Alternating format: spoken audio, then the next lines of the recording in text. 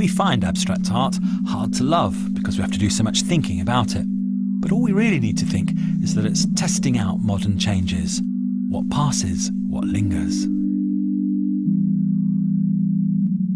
This painting by clay might have been a Christ on the cross in a previous age. What can we love?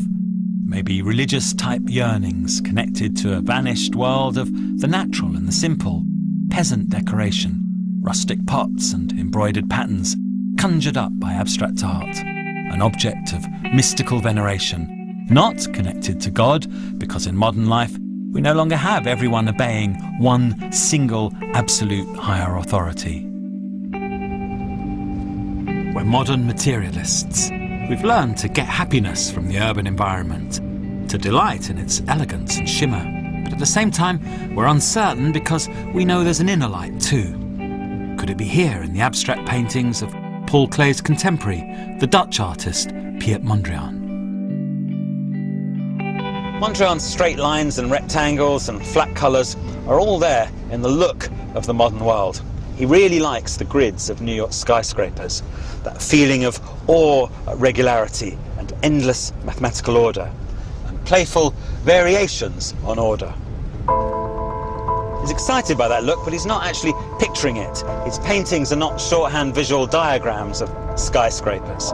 They're not of anything, they are something. They're visual, they're a balance of elements. You see them and you get taken to another place. That's something you've always got to remember about Mondrian. He's not living in the material world. He's in the immaterial world. For him, none of this is real.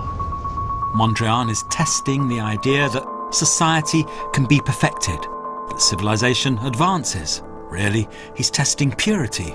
It's not the Nazis demanding purity, it's an experiment. What is purity? Is it spiritual? Religion might be less central to life now, but it's still part of human nature to want to be shaped, to feel whole, to be connected to others. And Mondrian's balances of abstract shapes answer that desire for unity.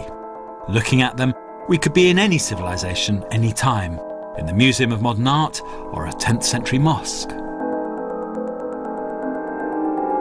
Your inside is out and your outside is in.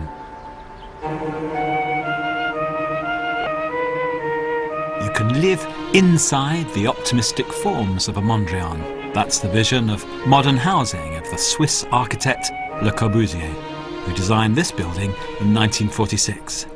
Le Corbusier called it his machine for living. It was for the new modular man, he said. You could be reshaped here.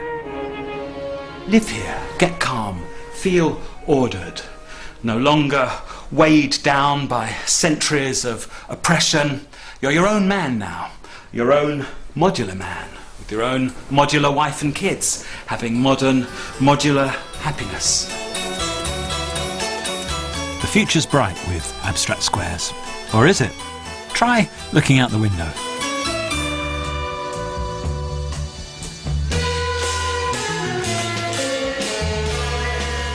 It's the other side of the world. Corporate skyscrapers loom over post-Second World War New York. In the poorer parts of the city, there are cold water lofts inhabited by artists. They're called the Abstract Expressionists. There were a handful of figures, including Jackson Pollock, Mark Rothko, Willem de Kooning and Barnett Newman. They came up with a new approach to art. It was extreme. It said, look into this, the void. The artists felt tortured by modern life's dark side. There was science and technology to make daily existence more comfortable, more equal, more easy. But science and technology also made the Holocaust and the atom bomb.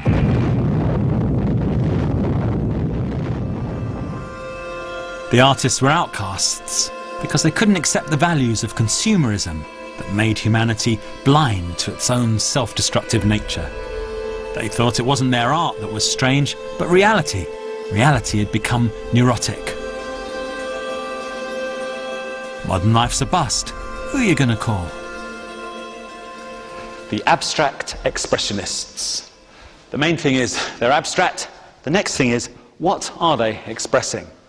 The answer in these big, puzzling, powerful daubs that show you edges and lines and negative stuff and positive stuff but they refuse to show you anything else. It's a racking up of the integrity and authenticity of abstract art. So everything's amplified, everything's bigger, narrower, emptier, more urgent, more morally challenging. It's no longer the quirky, dreamlike charm of Paul Klee. It's a much starker vision. The journey the audience is being asked to take is much tougher. That's you. The gamble of the art is that part of you, the unpolluted part, will want to go on the trip that the art is taking, out into a world of soaring visual purity, where the barren moral desert of contemporary society is somehow also suggested. Art telling society off. That's what you're seeing here. If these paintings were tabloid headlines, they'd read, "Artist's reality attacks society's falseness." In the past, we had great monuments to ideas that fired the civilization of the time. Our monuments now are different. The civilization of the future will see what we are now through our art. They'll see that we have wars, but in our museums, we don't have images of heroic soldiers fighting for freedom. We have uncertain atmospheres, artists with attitude fighting for meaning. Rushing around being modern, is there a secret voice in your head sometimes? I wish I could pin things down now and then. I wish there was an order just given to me that I could follow and believe in, instead of having to make it up from scratch all the time. Somebody else felt the same as you. Jackson Pollock is all floating marks, all space. It's a Zen look. It's not a thing, it's a weightless, gravity-defying, delicate dance. He can never know exactly where he's going to land, if he's going to keep that balance or if it's all going to collapse. Ever feel your life's a chaos? Ever feel you can't rely on anything? Ever feel all reassurances are hollow? Here's some art that answers to that very directly. Why a painting by Willem de Kooning looks like a de Kooning is because of the way it's done. That fantastically battered, impacted look is achieved by constantly working at it, making a gesture and then partly getting rid of it and using the trace of the gesture as a kicking off point for another gesture, and then keeping that process going, building something and erasing it, building and erasing. Every decision is a morally fraught one. Every stroke is your whole being. You don't have anywhere to go, but you must go on. That's the existential vibe of it. You must do something, but you're guided by nothing. While you're watching this, you're thinking about a million other things. What are you going to do next? What did you do this morning? What distractions are coming up soon? So you don't have to wonder, why do we die? A Mark Rothko painting is all looming void. The edges fuzzy and incredibly rich vibration of colour. But it's not just loveliness.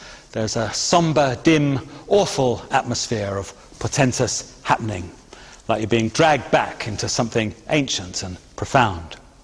You're in there, you're standing in the modern world, but you're facing the ancient profundities like you're in some cultish religious ritual. Rothko was horrified if anyone said, "Ooh, how marvellous are the colours." For him, art's a trial. You're facing your doubting self. It's the final moment, the void. Art's a heavy moral responsibility. It's a dragged-up expression of your doubting, lonely, doomed individual self. It's the ineffable mystery of existence. But a question arises. The alienated executive, stepping into the Museum of Modern Art for a few minutes before the cocktail hour and confronted by the void, might say, "I'm uncertain if I really feel like that." Bigness, broadness, high energy, all coming at you. There's something heroic about that look, yes, but the moral side is maybe one note and a bit relentless.